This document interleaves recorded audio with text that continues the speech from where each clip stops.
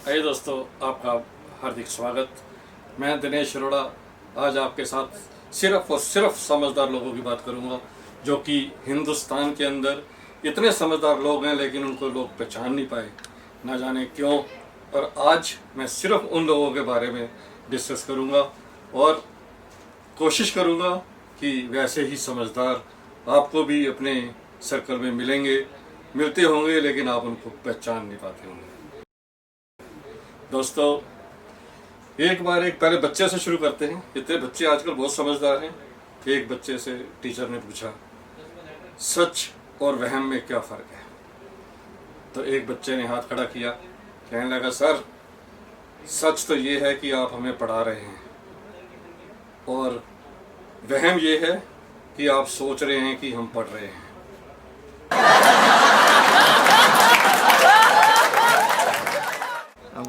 दोस्तों, बच्चे आजकल ऐसी बातें कर देते हैं कि आप सोच भी नहीं सकते। दो बच्चे आपस में बात कर रहे थे, बड़के मार रहे थे, एक दूसरी बड़ाइयाँ कर रहे थे अपने परिवार की। एक बच्चा कहता है, तेरे को पता है मेरे दादाजी ने ना लड़ाई में दुश्मनों की टांगे काट दी थी। तो दूसरा कहता है, अबे टांगे क्यों काटी, गर्दन क्यों नहीं काटी? कह रहा, गर्दन पहले ही कोई काट के चला गया था।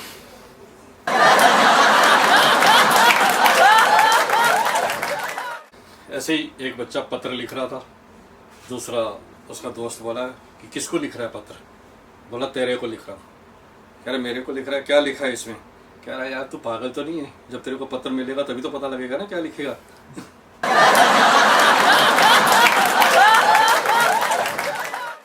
दोस्तों, एक दोस्त अपने दोस्त से कहता है, यार अब हमने सोच लिया है, मैं और मेरी प्रेमिका दोनों शादी कर रहे हैं। वो लड़का बहुत खुश होता है, कहता है, वाह कब कर रहे हो? कह रहा, मैं तो कर रहा हूँ अप्रैल में, वो शायद जून में कर लेगी।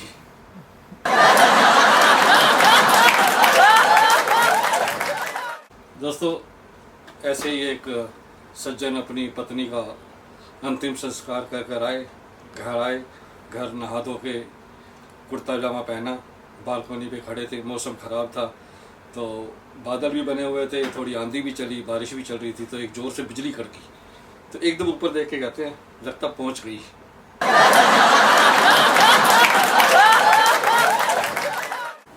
दोस्तों, कई बार कोई आदमी ऐसा कुछ बोल जाता है कि जो इमेजिन नहीं कर सकते। एक बार एक आदमी कहीं गैर कानूनी जगह पर पॉटी कर रहा था, पुलिस आ गई, पुलिस ने पकड़ लिया, उसको गिरफ्तार कर लिया, गाड़ी में बिठाया। तो वो पुलिस वालों को कहता है, सर सबूत तो उठा लो, वहां जाके क्या बोलोगे मैं क्या कर रहा था?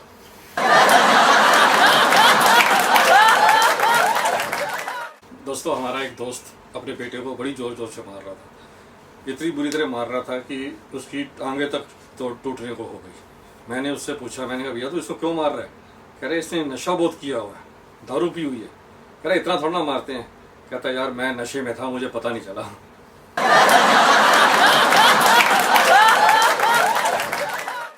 एक हमारा दोस्त है, उसके फेस पे कुछ दाग थे, तो किसी ने बोला, यार ये अच्छे नहीं लग रहे, तो प्लास्टिक सर्जरी करा ले।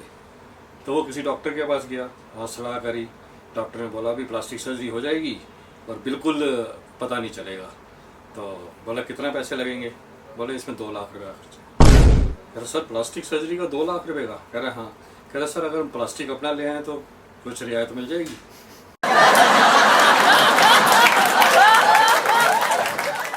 दोस्तों, प्लास्टिक सर्जरी से मुझे एक बात आई।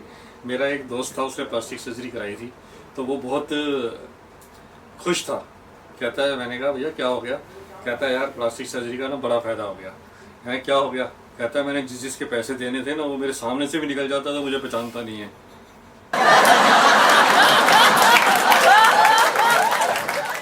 ऐसे ही एक बच्चा स्कूल जाते हुए रो रहा था, तो उसका बाप आया, उसको समझाने लगा। कहता, बेटे शेर के बच्चे कोई रोते थोड़ा ना, तू क्यों रो रहा है स्कूल जाने के लिए? तो आगे से रोते रोते कहता है, पापा शेर के बच्चे स्कूल भी तो नहीं जाते।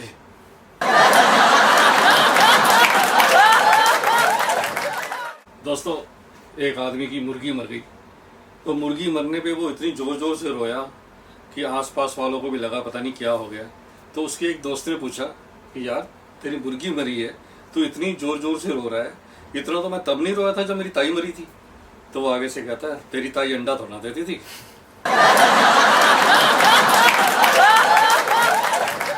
दोस्तों, ये जो लॉकडाउन चल रहा है इसके अंदर लोगों को फ़ायदा भी बहुत हुआ है और नुकसान भी बहुत हुआ है।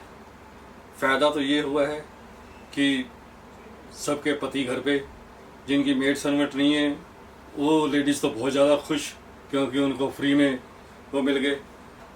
लेकिन आपको मैं एक बात बताऊँ, एक सज्जन थे, वो अपना मोबाइल चेक कर रहे थे अपने बैंक की डिटेल, तो उसमें 6,000 रुपये एक्स्ट्रा आ रहे थे।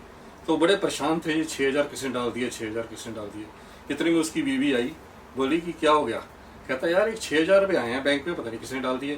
कह रही है मैंने डाले हैं, आपकी अप्रैल की तनख्वाह है। कहता है अप्रैल की तनख्वाह किस बात की।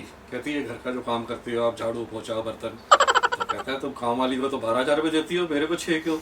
कहता है तुम्हारे को साथ में कपड़ा और रोटी भी तो देती हूँ, रहने की जगह भी देती हो।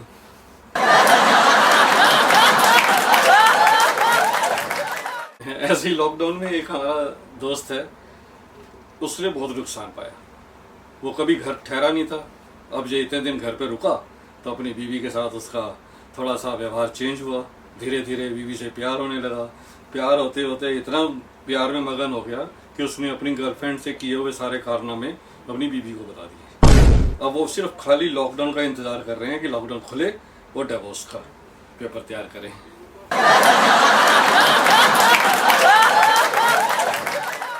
वैसे दोस्तों एक बात बताऊं, लॉकडाउन से इतनी परेशानी हो गई है, कई बार तो ऐसी फील आती है कि आप रेलवे के किसी डिपार्टमेंट में बैठे हो, उठो बाथरूम जाओ और आकर फिर अपनी सीट पे आके बैठ जाओ। लॉकडाउन इस टाइम लोगों को इतना बुरी तरह से परेशान कर चुका है। शुरू में तो बहुत खुशी थी, घर पे वही नई नई चीज़ें बना के दे रहे थे।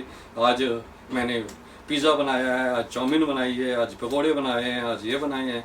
और अब क्या हो रहा है कि ना तो पिज़्ज़ा, ना चीज़, ना पेड़ पकौड़ा, कुछ नहीं। अब तो यही है कि लॉकडाउन खुले और आप दफ़ा हो घर से।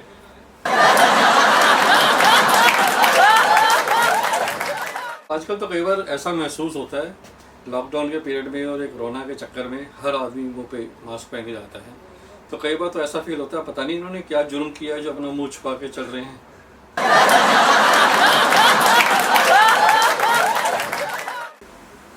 और इसी के साथ दोस्तों उम्मीद करता हूँ ये हल्की फुल्की स्माइल आपके चेहरे पर जरूर आई होगी। इस समय कोरोना का ऐसा कहर है कि स्माइल करना भी बड़ा मुश्किल है, पर हमारी कोशिश रहेगी कि आपके चेहरे पे स्माइल रहें। और एक बार फिर आप सबसे हाथ जोड़ के विनती है कि आप इस लॉकडाउन पीरियड में, इस बहुत ही कठिन घड़ी में अपने को खुद ही अपने को सेफ रखें, मास्क पहन कर रहें, बार बार हाथ धोएं और सबसे बड़ी बात डिस्टेंस जरूर बना के रखें और घर पर ही रहें। आप सबसे रिक्वेस्ट है, कुछ दिन की बात है, कुछ दिन के बाद सब ठीक हो जाएगा, सब खुशियाँ वापस आ जाएंगी, सब एक दूसरे मेल जोल होगा, पार्टियाँ होंगी, सब होगा। लेकिन कुछ दिन आप प्लीज़ इस बात का ध्यान रखें कि आप किसी से ना मिलें, बाहर से खाना ना मंगाएं, हाथ धोते रहें। और हाँ, गर्म पानी पीना मत भूलें, क्योंकि कहते हैं कि गर्म पानी पीने से काफ़ी आराम मिलता है। तो इसलिए आप सबसे विनती है कि ये सब आप करते रहें, घर पे रहें। Take care yourself and your family. Thank you.